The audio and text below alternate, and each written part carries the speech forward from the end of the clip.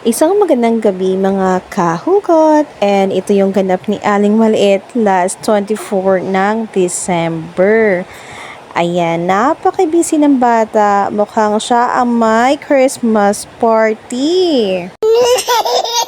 Ayan, kasi embatado po kasi yung mga family member ng empleyado, kaya pumunta kami sa party ng aking husband. Dito lang po yan sa may San Pedro. Ayun, yung akala mong ikaw ay mag-e-enjoy sa party, pero hindi. Hindi po nangyari iyon. Kasi ang nag-enjoy lang po ay itong batang maliit na ito. Tingnan mo naman yung mukha.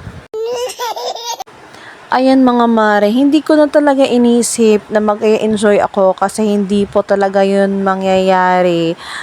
Ang importante, nag-enjoy itong batang maliit na ito at nag-baby shark pa siya, tingnan mo. Ayan, naubos na talaga yung aking lakas tiyan, kaya umupo na lang ako at nag-video kay Aling Maliit. So, ayan lang, that's it for today. Thank you so much ulit po sa panonood nitong aking mini vlog.